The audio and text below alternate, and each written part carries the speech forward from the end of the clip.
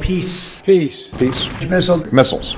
You saw that? On TV, they smile, talk about peace and shake hands. But behind the scenes, US presidents are not just leaders, they are salesmen, selling weapons big time.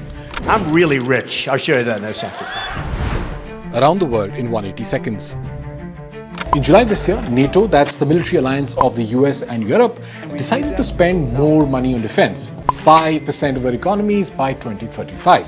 Which is pretty good, pretty appropriate. That sounds like security, but for American arms companies, it's a lottery win. Here's how it works. US arms companies like Lockheed Martin, Raytheon and Boeing spend crores every year to lobby US politicians.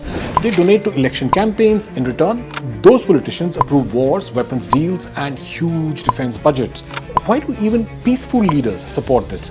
Jobs, say critics. The job's about a lot more than a paycheck. American arms factories are spread across the country. Cancel a weapons project and thousands lose their jobs. That's why nobody, Republican or Democrat, stops this machine. Even Congress, which is supposed to check arms deals, just quietly approves most of them. That's the kind of thinking you need for this country. And when generals and politicians retire, they often join these same weapons companies as advisors or board members. That NATO decision, most of the extra spending will go to buy American-made tanks, missiles, fighter jets. Even infrastructure projects, ports, highways will help the US defense industry. And look at recent precedents. Trump proudly advertises US missiles at NATO meetings, like he was selling iPhones. Biden sent Ukraine tons of US-made rockets, tanks and planes and called it help. Even Obama, who won the Nobel Peace Prize, sold more weapons than any US president before him. Half of America's budget for discretionary spending, meaning not fixed costs, goes to the military. May God bless our country.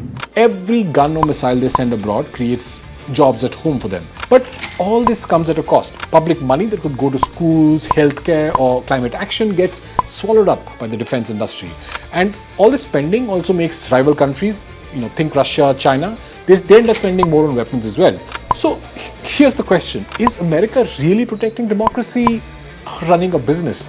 Because in the US, the best-selling product, it seems, is not peace, it's weapons. I'm Manish Adhikari. Thank you for watching Around the World in 180 Seconds.